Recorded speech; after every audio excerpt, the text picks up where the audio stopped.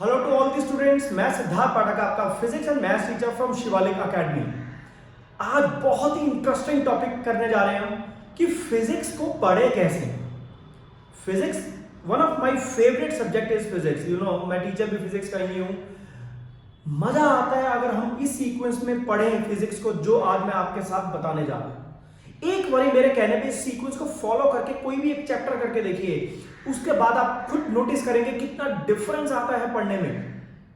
शुरू में आपको लगेगा यार बहुत टाइम कंज्यूमिंग प्रोसेस बता दिया सर ने, बेटा एक बारी लगने दो ना टाइम, दूसरे चैप्टर में भी टाइम लगने दो, तीसरे चौथे से जब आप स्मूथ हो जाएंगे उन चैप्टर्स पे, एक अलग सा मजा आएगा फिजिक्स पढ़ने का। परफॉर्मेंस उठ जाएगी, रिकॉलिंग पावर बढ़ जाएगी आप लोगों की। एंट्रेंस एग्जाम में एमसीक्यू जल्दी सॉल्व होंगे। इवन सीबीएसई के 3 घंटे के पेपर में आपको बहुत कुछ उसी टाइम पे रिकॉल करना होता है, कुछ चीजें वहीं पर सोचनी होती हैं। मजा आ जाएगा बेटा अगर आप इन मेथड्स को फॉलो करोगे। ये सारी प्रॉब्लम्स आपके लिए खत्म हो जाएंगी हमेशा के लिए। तो क्या है वो 5 स्टेप्स, आइए देखते हैं। एक एक करके मैं आपको स्टेप्स बताता हूं, उनके बेनिफिट्स बताऊंगा साथ साथ, और कैसे उनको फॉलो करना है वो भी बताएंगे। सो बेटा स्टेप्स हैं क्या, वो 5 स्टेप जो मैं आपको बताने जा रहा हूं उनको सीक्वेंस में फॉलो करना है आप लोगों ने। सीक्वेंस में कभी भी कोई स्टेप उसमें स्किप मत करना, या नीचे से ऊपर मत चलना, बीच में से मत शुरू कर देना। इनको सीक्वेंस को फॉलो करना बहुत जरूरी है। तो जो पहला स्टेप है हमारा फिजिक्स का कोई भी चैप्टर पढ़ने के लिए, या कोई भी कंसेप्ट या कोई भी टॉपिक समझने के लिए, first step is get into the basics of that particular topic. अब आप कहोगे सर पहले स्टेप में बेसिक पकड़ने हैं, वो कैसे करेंगे? सबसे पहला क्वेश्चन आता है हाउ।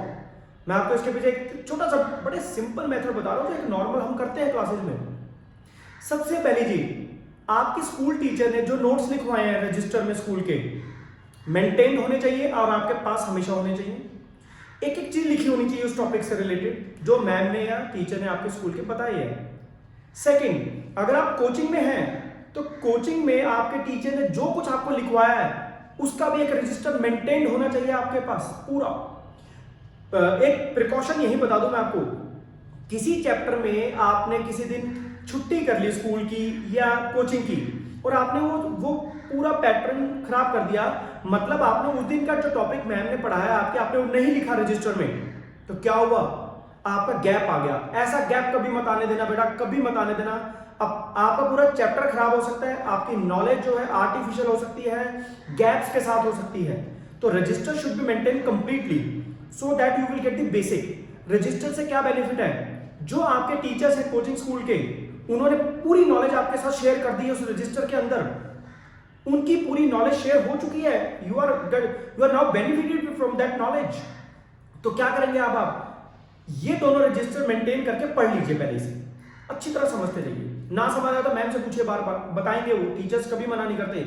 अब करिए व्हाट आफ्टर दैट, फिर आप उस टॉपिक से रिलेटेड बुक पढ़िए। अपनी बुक की बात आती है, अगर आपको कोई जैसे एनसीईआरटी कुछ बच्चों को टफ लगती है तो मत पढ़िए एनसीईआरटी, कोई एक्स्ट्रा बुक पढ़ लीजिए, कोई रिफ्रेशर पढ़ लीजिए उससे रिलेटेड, जो सिंपल लैंग्वेज में हो, वो उस टॉपिक से रिलेटेड पढ़िए। आप कुछ नोटिस करेंगे, आपकी मैम ने और आपके कोचिंग टीचर्स ने बहुत कुछ लिखवाया होगा, बहुत कुछ, फिर भी वो ह्यूमन बीइंग्स हैं। कभी कोई टॉपिक मिस हो गया हो, कभी कोई कंसेप्ट मिस हो गया, कोई स्पेशल लाइन मिस हो गई हो, स्पेशल डेफिनेशन मिस हो गई हो, तो जब आप बुक पढ़ेंगे तो बुक पढ़ने के बाद अपने नोट्स में वो चीज को ऐड कर लीजिए। तो जो थोड़ा बहुत गैप रह गया था एक्सीडेंटली, वो भी आपने कवर कर लिया, एक बेनिफिट। दूसरा, आपको स्कूल लेवल पे अगर फिजिक्स पढ़ते हुए बुक पढ़ने की आदत पड़ गई तो कॉलेज लेवल पे बड़ा मजा आ जाएगा पढ़ने का। क्यों? आपको बुक खुद समझ आनी शुरू हो जाएगी, तो dependency on others will be less. ये भी एक बेनिफिट हाथों हाथ मिल जाएगा आपको। तो अब आपके नोट्स मेरे हिसाब से बहुत परफेक्ट हो गए। आपके स्कूल टीचर की नॉलेज आ गई, आपके कोचिंग टीचर की नॉलेज आ गई, और जो गैप्स बाई चांस रह गए थे एक्सीडेंटली, वो आपने खुद फिल कर दिए पढ़ के। तो आपने ये बेसिक सीखे उस टॉपिक से रिलेटेड। अब ये जो बेसिक्स हैं आपके, बड़ा ये आप 1 या 2 बार रिवाइज कर लीजिए। तो अभी मैंने कुछ नहीं बोला, जो आपको बाहर से इनपुट दिया गया आपको वो फॉलो करना है। तो ये जो बेसिक लेने वाला पहला स्टेप है ना, इसका साइंटिफिक लॉजिक मैं आपको देना चाहूंगा। साइकोलॉजी की बुक्स में लिखा होता है PQRST टेक्निक होती है किसी भी टॉपिक को समझने की या चैप्टर को पढ़ने की। अब आप ये नोट्स को उसी तरीके से पढ़ें तो बहुत बढ़िया रहेगा। P for preview. आप एक तरीके से एक इंट्रोडक्शन लीजिए पहले किसी भी टॉपिक की। फॉर एग्जाम्पल आज आपको एनर्जी नाम का टॉपिक पढ़ना है फिजिक्स में, तो पहले ही आपके दिमाग में बहुत सारे क्वेश्चन आ जाने चाहिए कि एनर्जी होती क्या है, कितने तरीके की होगी, क्या एनर्जी एक फॉर्म से दूसरी फॉर्म में चेंज हो सकती है, नहीं सकती, काइनेटिक एनर्जी नाम सुना हुआ है, होता क्या है पता नहीं है, पोटेंशियल एनर्जी क्या होती है, क्या हर जगह एनर्जी होती है। निकोलस टेस्ला ने यह भी बोला था कि एनर्जी की टर्म्स में हर चीज होती है इस दुनिया में। ये सारी चीजें जो भी आज तक पहले एनर्जी से रिलेटेड सुनी है वो आप पी स्टेप में, प्रीव्यू स्टेप में, इंट्रोडक्शन स्टेप में याद कर लेंगे, मतलब रिकॉल कर लेंगे। Second step P Q. Q मतलब है अब आपके दिमाग में बहुत सारे क्वेश्चंस अराइज हो चुके हैं regarding that particular energy topic. सही है, जो प्रीव्यू के दौरान ही डेवलप हो रहे थे आपके दिमाग में। तो Q for question. Now R means read. Now start reading those notes given by school teacher और coaching teacher as well as go for those notes जो आपने खुद एड ऑन किए हैं उसके अंदर। आपको बहुत आंसर्स हाथों हाथ मिलते रहेंगे। जो आपके दिमाग में क्वेश्चन आ रहे थे काफी आंसर्स वहीं मिल जाएंगे। अब आपको नोट्स पढ़ते हुए बहुत ज्यादा मिल जाएंगे। That is P Q R for read. And now suggest and T for test. Now suggest your own answers for those questions after reading the notes. And at the end, test yourself. अब test वाला जो point आया है उस point को लेके हम next step पे आ जाएंगे। तो मैंने पहला स्टेप क्या बोला, get into the basics of the topic in hand. Second step हमारा क्या हो जाएगा इसके बाद? सेकेंड स्टेप आता है बेटा, अब आपको टेस्ट करना है आपको कितना समझ आया। वो टी से हम सेकंड स्टेप पे आ गए। तो सेकंड स्टेप का नाम मैं बोलूंगा सिंपली गो फॉर 1 मार्क और 2 मार्क क्वेश्चंस। हमारी एनसीईआरटी में डेफिनेटली नहीं दिए होते, बट अदर रिफ्रेशर्स में बहुत सारे 1 मार्क 2 मार्क क्वेश्चन दिए होते हैं। तो आप क्या करिए, जो कुछ पढ़ चुके हो ना अब आप 1 मार्क क्वेश्चन और 2 मार्क क्वेश्चन पढ़ने शुरू कर दो। इतना मजा आएगा। क्यों? जब आप नॉलेज लेके बैठ चुके हो तो बहुत सारे 1 मार्क 2 मार्क क्वेश्चंस आप ऑटोमेटिकली रिकॉल कर पा रहे होंगे। आप सोच पा रहे होंगे कि यार ये क्वेश्चन का आंसर तो ये था, ये क्वेश्चन का आंसर तो वो था। आप पढ़ के तो बैठे हुए हो। Now you are testing yourself with the help of 1 mark 2 mark questions. तो हमारे PQRST कंप्लीट हो गया। बट 1 मार्क 2 मार्क क्वेश्चंस के बेनिफिट्स बताना चाहूंगा मैं आपको। फर्स्ट बेनिफिट बेटा, रिकॉलिंग पावर बढ़ रही है आप लोगों की। क्यों? आपने क्वेश्चन पढ़ा 1 मार्क, उसको आंखें बंद करके जब रिकॉल कर रहे हो कि कहां से आया होगा आंसर, तो you are recalling into your notes को रिकॉल कर रहे हो, तो रिकॉलिंग पावर बढ़ गई। एमसीक्यू जल्दी सॉल्व होंगे आपके, 1 मार्क का जल्दी सॉल्व होंगे, जो एक एक वर्ड के आते हैं, एक लाइन के आंसर्स आते हैं। तो रिकॉलिंग पावर बढ़ना ही सबसे बड़ी बात है in entrance exams also. Number 2, recalling power तो हमारी बढ़ गई। अब क्या करना है 1 मार्क 2 मार्क क्वेश्चन से? आपके कंसेप्ट डीपर होते रहेंगे। कैसे? किसी भी अच्छी बुक को लेते हैं अगर आप, एक टॉपिक के बाद अगर उसमें 50 1 मार्क 2 मार्क क्वेश्चन दिए हुए हैं तो आपको लगता है कुछ छोड़ेंगे वो? जितने पॉसिबिलिटीज हो सकती है उस कंसेप्ट से उन पे क्वेश्चन बना चुके होंगे ऑथर्स। तो बस आपके कंसेप्ट डीप होते रहेंगे। थर्ड पॉइंट, अगर आपको समझ नहीं आया कुछ तो आप वहां आंसर नहीं कर पाएंगे 1 मार्क 2 मार्क को। जब आंसर नहीं कर पाएंगे तो आपको समझ आ जाएगा यार ये तो समझ नहीं आया। जाके अपने टीचर से पूछिए या दोबारा पढ़ लीजिए या किसी थर्ड बुक से पढ़ लीजिए उसके बेसिक टॉपिक को, मे बी ज्यादा क्लैरिटी मिल जाए आपको। तो इस तरीके से आप कंसेप्ट के डीप में उतरते जाएंगे। एक और चीज जो मुझे पर्सनली होती है जब भी कुछ मैं नए टॉपिक पढ़ता हूँ, यार 1 मार्क 2 मार्क पढ़ के जब आंसर रिकॉल होता है ना, एक अजीब सी खुशी आती है। ऐसा लगता है यार बस हो गया, आप तो जीत गए हम। वो एक अलग सा कॉन्फिडेंस डेवलप होता है। तो ऐसा लगता है कि मैंने पढ़ा और मैं आंसर दे पाया, मजा आ जाता है। और वो कॉन्फिडेंस जिस दिन बिल्डअप होना शुरू होता है, सब्जेक्ट से प्यार होना शुरू हो जाता है। तो फिजिक्स हो, मैथ्स हो, केमिस्ट्री हो, बायो, कुछ भी हो, सब्जेक्ट से प्यार होने लग जाता है जब आप लोग क्या करते हैं, रिकॉल कर पाते हो और उसे याद कर पाते हैं। ठीक, तो ये था हमारा second step, 1 mark 2 mark question. तो मैं दोबारा रिपीट करूंगा। पहला स्टेप था बेसिक सीखो, दूसरा स्टेप उस बेसिक को टेस्ट करो 1 मार्क 2 मार्क क्वेश्चंस में। Now we are going for the third step. बेटा थर्ड स्टेप क्या है? आप उसके बाद कंसेप्चुअल क्वेश्चंस करिए। आप किसी फिजिक्स की 11th 12th क्लास की कोई बुक उठाइए, 9th 10th की बुक्स उठाइए, देखना उसमें ने कंसेप्चुअल क्वेश्चंस की कैटेगरी दी होती है। Now what is the meaning of conceptual question? तो 1 मार्क 2 मार्क क्या कंसेप्चुअल नहीं थे? थोड़ा डिफरेंस होता है बेटा। जब किसी टॉपिक को सीखा है तो उसके कंसेप्ट को कितना डिटेल में कहां अप्लाई कर सकते हैं, वो थोड़े कंसेप्चुअल क्वेश्चंस होते हैं। बुक्स पे नोटिस करिएगा, कंसेप्चुअल क्वेश्चन थोड़े बड़े भी होते हैं, लॉन्ग भी हो सकते हैं, वो जरूरी नहीं है कि आपको एक शॉट में आंसर मिल जाए, एक वर्ड में आंसर मिल जाए। तो अब आप उस नॉलेज के अराउंड कंसेप्ट बिल्डअप कर रहे हैं अपना इन क्वेश्चंस को पढ़ के। तो कंसेप्चुअल क्वेश्चंस की कैटेगरी जब आप करेंगे तो कंसेप्ट और ज्यादा डीप हो जाएंगे, एक चीज। दूसरी चीज, कहीं ना कहीं आप कंसेप्ट स्ट्रॉन्ग करते करते देखेंगे कि आपकी थिंकिंग पावर भी बढ़ती जा रही है, आप भी खुद आइडियाज इंड्यूस कर पा रहे हो, अपनी तरफ से सोच पा रहे हो। तो ये था थर्ड स्टेप, कंसेप्चुअल क्वेश्चंस को करना। If I am not wrong, जो मैंने बच्चों को यहाँ से पहले सिखाया तो उन्होंने मुझे बोला है कि सर कंसेप्चुअल क्वेश्चन वाला स्टेप थोड़ा टफ लग रहा होता है। तो बेटा आपके सामने बुक है, उसमें आंसर्स भी है, पढ़ लो। इसमें कौन सी बड़ी बात है कि आपको सब कुछ आता ही होगा, सीख रहे हो आप, अभी अप्लाई नहीं कर रहे, सीख रहे हो। तो सारे कंसेप्चुअल क्वेश्चन पढ़ लो, नहीं आते तो रीड देम। टेक्निकल लैंग्वेज लगे तो आप मैम से पूछिए। एक और बात बताना चाहूंगा, कंसेप्चुअल क्वेश्चंस में ना बेटा अगर आप अपने आंसर को फॉर्मूला से देते हो तो बहुत बढ़िया आंसर हो जाता है, बहुत बढ़िया। जैसे एक छोटा सा बच्चों वाला एक वो लेता हूं, R is equal to rho L by A. तो आर और ए में इनवर्स रिलेशन है, तो कहीं कुछ वायर की थिकनेस की बात आए तो उसका एरिया ज्यादा है तो रेजिस्टेंस कम होगी, एंड सो ऑन। तो जब आपने ये बात बोल तो दी, साथ ही फॉर्मूला लिख देंगे और इनवर्स रिलेशन दिखा देंगे, तो आपका कंसेप्ट कितना स्ट्रांग है चेक करने वाले टीचर को पता चलता है। तो this is the step third, और ये कहता है कंसेप्चुअल क्वेश्चंस करना। Now what the fourth step is applied questions. ये मेरा फेवरेट पार्ट है, क्योंकि हम कहीं ना कहीं इस अप्लाइड क्वेश्चंस के स्टेप पे लैग कर जाते हैं। तभी हम पढ़ लिख कर अच्छे मार्क्स लेकर इंजीनियर बनकर तब भी लाइफ में कुछ इंप्लीमेंट नहीं कर पाते, क्योंकि हमें अप्लाई नहीं करना आता। तो ये अप्लाइड क्वेश्चन जो होते हैं, ये क्या होता है, जो आपने सीखा है उसको कैसे अप्लाई करना है, रियल लाइफ में कैसे अप्लाई करना है। आप इंजीनियर बन जाएंगे तो उसको कैसे अप्लाई करेंगे। तो these are the applied questions. मैं एक एग्जांपल देता हूं, जबकि मैं जो दो नाम लेने जा रहा हूं आपके सामने, वो कैटेगरी अपने आप में अलग है क्वेश्चंस की, बट वो कहीं ना कहीं अप्लाई करना सिखाती है। पहले क्वेश्चंस आया करते थे वैल्यू बेस्ड क्वेश्चन, कि आपने एक छोटा सा पैराग्राफ दिया होगा, उसमें कोई ना कोई एक साइंटिफिक इंसिडेंट दिया होगा, फिर किसी बच्चे ने उस साइंटिफिक इंसिडेंट से किसी की हेल्प करी होगी, कहीं कुछ इंप्लीमेंट किया होगा, किसी की जान बचाई होगी, किसी को बेनिफिट दिया होगा, एंड सो ऑन सो। तो वो वैल्यू बेस्ड क्वेश्चंस होते हैं। उसमें क्या होता है, आपने जो सीखा है वो अप्लाई कर रहे हैं।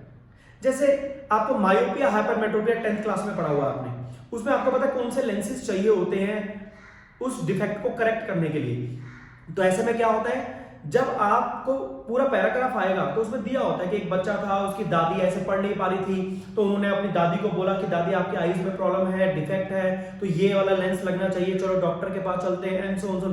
तो आपने क्या किया, आपने जो साइंस में फिजिक्स में सीखा वो अप्लाई करा अपनी दादी के साथ। तो this is basically applied question. एक और कैटेगरी होती है इंटरडिसिप्लिनरी क्वेश्चंस। डिसिप्लिन है फिजिक्स, केमिस्ट्री, मैथ्स, बायो आपस में इंटरलिंक्ड होते हैं। फिजिक्स की कई चीजें हमारी बायो में लगती हैं। अब बायो में जो रेडियोलॉजिस्ट होते हैं, डॉक्टर्स होते हैं, उनको बड़ी बड़ी मशीन्स पे काम करना होता है, एमआरआई वाली होगी, ये होगी, वो होगी। तो क्या उन मशीन्स में फिजिक्स नहीं लगती होगी? डेफिनेटली लगती है। तो वहां पे फिजिक्स आपकी बहुत स्ट्रांग होनी चाहिए। तो वो अप्लाई कैसे करना है उस नॉलेज को, वो यहां से आदत डालनी शुरू कर देते हैं। ठीक। And what is the last and the fifth step is your favourite step, numericals. Numericals क्या है बेटा? न्यूमेरिकल्स किसको कहते हैं, पहले तो मैं आज आपको कुछ ये बताना चाहूंगा।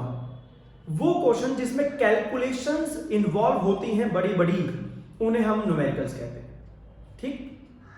तो न्यूमेरिकल क्वेश्चन जब करने हैं तो 5वें स्टेप पे लेके आया मैं, जो आखिरी स्टेप पे। क्यों?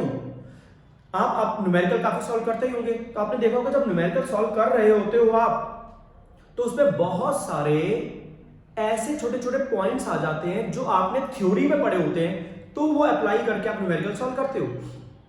कभी बड़ा ऐसा सोचो, हो सकता है क्या ऊपर के 4 स्टेप ना करो, पढ़ो ही मत कोई टॉपिक, सीधा ही न्यूमेरिकल उठा लो। मेरे को नहीं लगता कुछ समझ आता होगा ऐसे। आइंस्टाइन हो अगर आप, तो मे भी पहले स्टेप में वो भी समझ जाओ, मैं नहीं समझ सकता एटलीस्ट। जब तक मुझे उसका अगला पिछला बेसिक नहीं पता होगा, मैं उस न्यूमेरिकल को कैसे सॉल्व करूंगा? That's why we require basics of theory in above 4 steps to solve the numericals. तो अगर आप थ्योरी पे ज्यादा टाइम लगा देते हैं तो कोई गलत बात नहीं है, उसके बाद न्यूमेरिकल करने में टाइम कम लगेगा आपका। और अगर आप थ्योरी नहीं पढ़ते ढंग से, न्यूमेरिकल करते रहो, हजारों कर लो, तब भी आपसे अगला न्यूमेरिकल नहीं हो पाएगा, तो फायदा क्या उस चीज का? तो बिल्ड योर कंसेप्ट्स। और एक बात और बताता हूं, जैसे सीबीएसई का पेपर होता है हमारा 70 मार्क्स का, ऐसे कैलकुलेशन बेस्ड जो जिनको मैं न्यूमेरिकल्स कह रहा हूं, वो हार्डली 12 से 15 मार्क्स के आते हैं। कभी कभी तो मैंने वो 8 या 10 नंबर के भी देखे। तो उन क्वेश्चंस को करने के लिए आप ज्यादा टाइम लगाते हैं तो बाकी क्वेश्चंस की कैटेगरी खराब हो जाती है। अब आपके मन में आ रहा होगा सर इसके अलावा क्या होता है, मैं अपनी तरफ से बताने की कोशिश करता हूं फिजिक्स में और न्यूमेरिकल्स के अलावा क्या होता है वो भी देखिए। बेटा 1 मार्क 2 मार्क क्वेश्चन है कैटेगरी ली, जरूरी नहीं है वो कैलकुलेशन वाले हो, थ्योरी में भी हो सकते हैं। Graphical questions, applied questions, conceptual question, numerical applied question, conceptual applied question, conceptual numerical question, concept के साथ न्यूमेरिकल जोड़ देते हैं। जैसे डुअल नेचर एक चैप्टर हमारा 12th क्लास है, उसमें अक्सर ऐसा होता है पूरी फोटो इलेक्ट्रिक इफेक्ट की कैलकुलेशन करा के लास्ट में पूछते हैं कि हाँ भाई ये फोटो इलेक्ट्रिक इफेक्ट शो करेगा नहीं करेगा एंड सो ऑन। जो फिजिक्स के 12th के स्टूडेंट हो मेरी बात समझ गए होंगे मैंने क्या बोला है।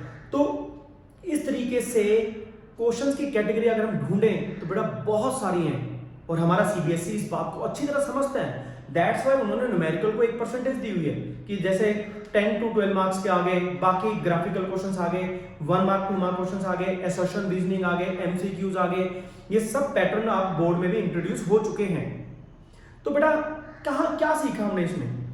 हमने 5 स्टेप सीखे और वो सीक्वेंस में है, आपने नोटिस किया होगा। पहला बेसिक सीखो, दूसरा उसको रिकॉलिंग पावर में बढ़ाओ और उसको रिकॉल करो, तीसरा कंसेप्ट बिल्ड करो, चौथा अप्लाई करो उस नॉलेज को, and the last is numericals करो। क्योंकि कल को इंजीनियर बन के अगर आपको कोई स्ट्रक्चर डिजाइन करना है तो बेटा बिना कैलकुलेशन के कैसे स्ट्रक्चर डिजाइन कर दोगे? न्यूमेरिकल तो करने ही करने हैं।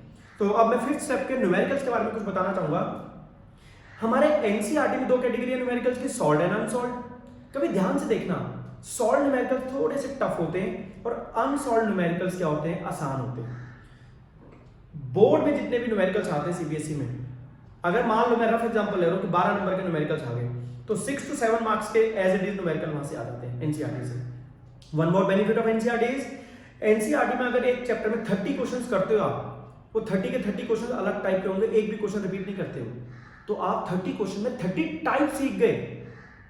बेनिफिट है, मेरे को नहीं लगता है कोई लॉस है। तो एनसीईआरटी के न्यूमेरिकल्स करने बहुत जरूरी है, बहुत ही जरूरी है। उसके बाद जितने न्यूमेरिकल आप एक्स्ट्रा करते हैं वो आपकी स्पीड बढ़ाते हैं, आपके सोचने का भी एक अलग ही पैटर्न क्रिएट करते हैं। सो न्यूमेरिकल्स के बारे में मैं अपने बारे में एक पर्सनल एक्सपीरियंस बताना चाहूंगा। न्यूमेरिकल्स जब मैंने पढ़ाना शुरू कर दिया था फिजिक्स, तब भी मैं डरता था न्यूमेरिकल्स, मैं झूठ नहीं बोल रहा हूँ। मैं ना जैसे कोई न्यूमेरिकल सामने आता था फ्रीज हो जाता था कि करूंगा कैसे यार, करूंगा कैसे, करूंगा कैसे, करूंगा कैसे। इसी सोच में पढ़ता भी नहीं था क्वेश्चन में। जब मैंने एक बार सोचा, मैंने कहा यार टीचर बन गया हूं मैं, पढ़ाते हुए टाइम हो गया है, 1-2 साल हो गए थे मुझे उस टाइम की बात है, आज तो 20-22 साल हो गए हैं। तब मैंने कहा यार हिम्मत कर। और आप बिलीव नहीं करेंगे, जब भी बच्चे में से कोई क्वेश्चन पूछते थे ना, मैं उनको कहता था चुप हो जाओ बेटा, अब मुझे पहले पढ़ने दो, मैं तब बताऊंगा।